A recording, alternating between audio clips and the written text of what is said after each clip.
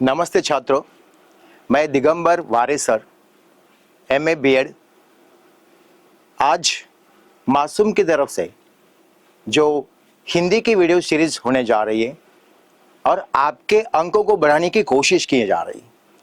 कम से कम मेहनत में ज़्यादा से ज़्यादा अंक कैसे प्राप्त करें, इसके बारे में मैं आपको मार्गदर्शन करने वाला हूं और मुझे उम्मीद है कि आप लोग सीखेंगे और परीक्षा में सफल हो पाएंगे।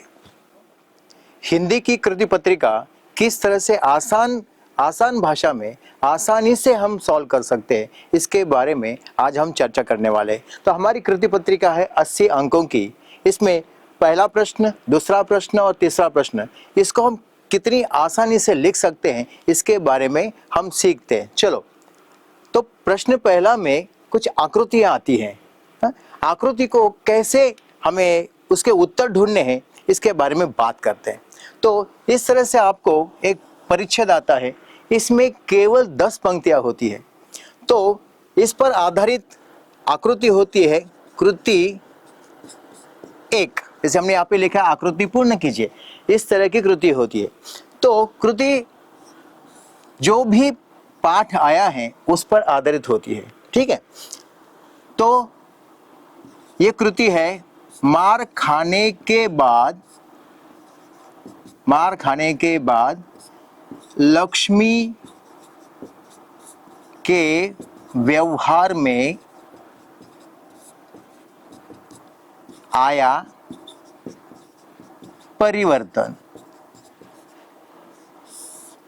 इसको पढ़ने के बाद सबसे पहले दिमाग में ये बात सोचनी है कि हमें उसका उत्तर कहाँ मिलेगा, ठीक है।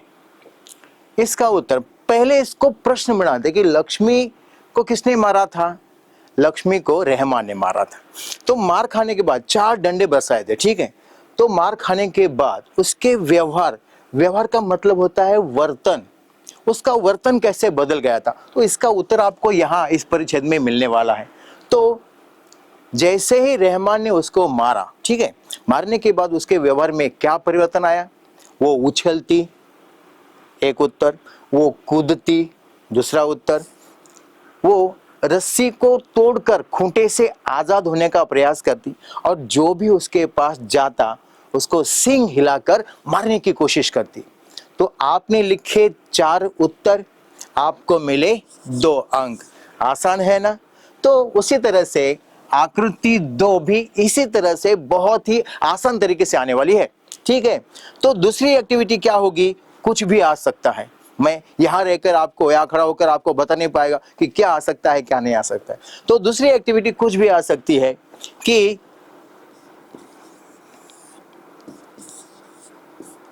करामत अली और उसका जो दोस्त था ज्ञान सिंह, इनके बारे में जानकारी लिखो।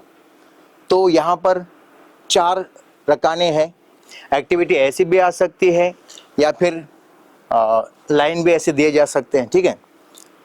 तो दोनों पड़ोसी थे, एक साथ काम पर जाते थे, एक साथ काम से आते थे और एक ही जगह पे रहते थे, एक ही कंपनी में काम करते थे। ये दोनों के बारे में साधारण जानकारी है। इतना आसान उत्तर आपको यही मिलने वाला है।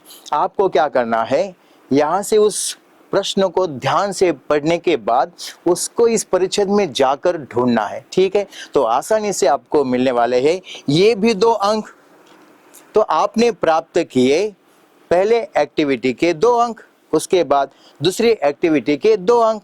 तो 4 अंक आपको कुछ शब्द लिखने के माध्यम से ही मिल सकते हैं। तो है ना आसान, ठीक है। इसी तरह से आपको क्वेश्चन दूसरा जो है उसमें भी 2 एक्टिविटी है, मतलब उसके आपको 4 अंक मिलेंगे। तीसरा जो है उसमें आपको एक एक्टिविटी है तो उसके 2 अंक मिलेंगे।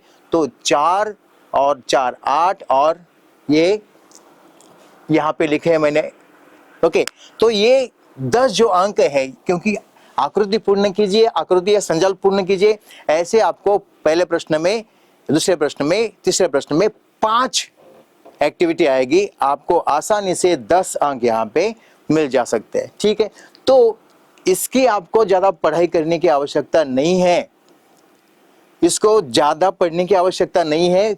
खाली आपको ये प्रश्न पढ़कर आपको परिच्छेद में जो 10 वाक्य है, ज्यादा वाक्य है नहीं, उसमें आपको इसका उत्तर ढूंढना है। मेरे ख्याल से आपको ये आसान लगा होगा और आप आसानी से उसके उत्तर ज्यादा वाचन न करते हुए यहाँ पे आकर आप सीधा जाइए, प्रश्न पत्रिका लीजिए, एक्टिविटी देखिए और ऊपर जाकर ढूंढकर वहां पे लिख सकते हैं। तो आसान है कि नहीं? ठीक है, तो आगे बढ़ते हम लोग। दूसरी जो एक्टिविटी थी हमारी, पहली थी आकृति पूर्ण कीजिए, दूसरी थी आकृति या संजाल पूर्ण कीजिए, और तीसरी जो हमारी एक्टिविटी है, कृति है, वो है व्याकरण। तो देखते हैं व्याकरण को किस तरह से आसान तरीके से यहाँ पे लिखकर, उसके उत्तर लिखकर हम आसानी से अंकों को प्राप्त कर सकते हैं। तो व्याकरण की जो कृतियां हैं, प्रश्न पहला में है, प्रश्न दूसरा में है और प्रश्न तीसरा में भी है। तो चलो चलते हैं यहाँ पे। तो पहली हमारी व्याकरण की कृति है, पहली कृति है पर्यायवाची शब्द लिखिए। तो पर्यायवाची शब्द मतलब अब ये बदल चुका है, इसको बोलते हैं पर्यायवाची शब्द, लेकिन आसान तरीके से इसको सोचा जाए तो ये समानार्थी शब्द ही है जिसका नाम बदल दिया गया। पर्यायवाची शब्द लिखिए। तो अगर शब्द आता है वसुंधरा, ठीक है, वसुंधरा। दूसरा शब्द है पेड़। तो इसके उत्तर क्या हम लिख नहीं सकते? कभी सुना नहीं इसके बारे में, वसुंधरा क्या है? तो वसुंधरा इस शब्द को दूसरा कौन सा शब्द है? तो सोचिए आप। जी आ रहा है जी, बिल्कुल सही, पृथ्वी। इसको भू भी बोलते हैं और इसको धरा भी बोलते हैं, ठीक है। पेड़, तो पेड़ के लिए समानार्थी शब्द क्या है? पर्यायवाची। दूसरा शब्द क्या है?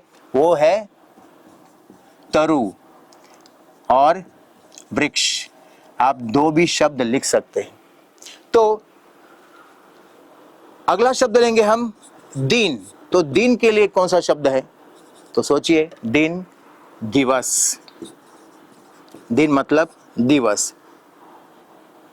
चौथा है गाय को कौन सा शब्द है समानार्थी? तो गाय को शब्द है, सोचिए जरा, सोचिए, बिल्कुल आ रहा है, धेनु। बिल्कुल सही, धेनु।